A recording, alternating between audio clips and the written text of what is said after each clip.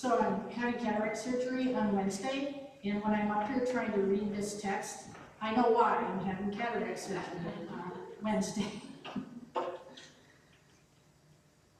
So the story goes, a man was going down from Jerusalem into Jericho and fell into the hands of robbers, beat him up, left him for dead. A priest happens by, crosses the road, continues on his way. Likewise the Levite, same thing. He comes to the place, saw him, and then passed to the other side. But a Samaritan comes along, and when he sees him, he was moved with compassion. The Samaritan experienced what I call a side of the road moment. On March 2nd, 1847, 116 New England ministers signed what has become known as the Holy Grail of Baptist Abolitionist Declarations. This 5-foot handwritten document, if you can imagine, 5 feet this document was, titled A Resolution in Protest Against Slavery. It was signed 14 years before the start of the Civil War, as a growing number of religious leaders were starting to speak out against slavery. The document shows ministers felt compelled to act. They witnessed with painful surprise a growing disposition to justify, extend, and perpetuate this inequitous system of slavery. Under these circumstances, we can no longer be silent, the document states. We owe something to the oppressed as well as the oppressors, and justice demands the fulfillment of that obligation. Truth and humility and public virtue have claims on us that we cannot dishonor. This was their side of the road moment. At a national prayer service held on January 21st, 2025, at the Washington National Cathedral, the Right Reverend Marianne Edgar Budby, Episcopal Bishop of Washington, D.C., offered the following remarks. Let me make one final plea, Mr. President. Millions have put their trust in you, and you have told the nation yesterday you have felt the providential hand of a loving God. In the name of our God, I ask you to have mercy upon the people in our country who are scared now. Our God teaches us that we are to be merciful to the stranger. For we were all once strangers in this land. This was her side of the road moment. On Tuesday, June 25th, 2025, over 800 faith leaders gathered on the United States Capitol steps. And they processed to the Senate steps, where a big, brutal bill was threatening an assault on ones Jesus called the least of these, denying children, the elderly, the disabled access to health care and food in order to pay for more tax cuts to the wealthiest among us. Another collective side of the road moment. In each of these stories that I shared with you this morning, people chose not to look away. When they were confronted with this harsh reality of harm that were being perpetrated on those who had been thrown to the side of the road, they made a choice, a conscious choice, to do the next right thing, to courageously respond with compassion and mercy. Now, compassion in the classical teachings of the Buddhist tradition is defined as the heart that trembles in the face of suffering. At times, compassion is translated as the heart that can tremble in the face of suffering. It is aspired to as the noblest quality of the human heart. Now, the one who shows mercy doesn't give it based on what they think someone deserves. They respond to what the person needs. We currently find ourselves in a time when some advocate violently throwing people, such as immigrants, to the side of the road. But Jesus never said, feed the hungry only if they have papers, or love your neighbor only if they look like you.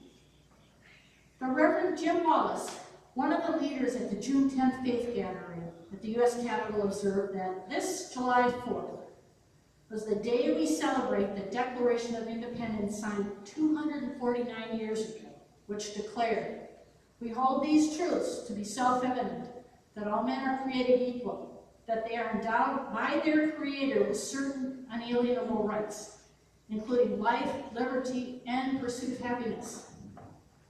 Wallace goes on to say, those founding words go back to the foundations of the world, from the first chapter of the first book of the Bible, Genesis chapter 1, verse 26, where it reads, "Then God said, let us make humankind in our own image and after our own likeness." The image of God is not respected by the bill, which failed to accept the dignity and worth of people made in God's image, who are already poor and marginalized. At the root, the image of God is being replaced by white Christian nationalists with the image of Trump in America. Theology is at stake. Beware of any Christian movement that acts like the world is filled with enemies to be destroyed, rather than full of neighbors to be loved. Such movements have nothing to do with Jesus. When we see the powerful wield their influence to harm the poor, when policies are passed that will strip people of health care, housing, safety, and dignity, when cruelty is packaged as strength and injustice paraded as victory, our hearts break. Truly, our hearts tremble, and they break in the face of this suffering.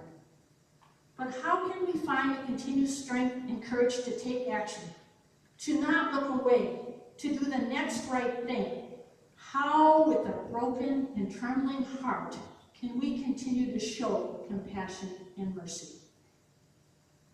The Reverend Benjamin Kramer says that heartbreak is holy. There are times when the weight of the world feels almost unbearable.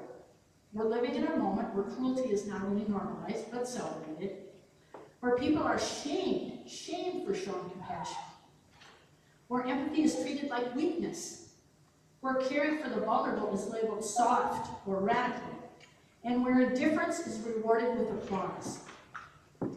For those who follow Jesus, this can feel soul-crushing. But now more than ever, it matters that we do not give into the despair. Because if the light of Christ does not shine through us in the darkness, then where will it shine? This is the time for the followers of Jesus to love more boldly, not less. To live compassionately, not in spite of hostility, but because of it. The church has always been at its best when it stands with the crucified, not the crucifiers. Edmund Burke, the 18th century political philosopher, is frequently attributed with saying, "The only thing necessary for the triumph of evil is for good men to do nothing." So let us not grow weary in doing good. Let us not be silenced by the scorn of others. Let us love in such a way that cruelty is confronted by our very existence, and others want to join in doing likewise.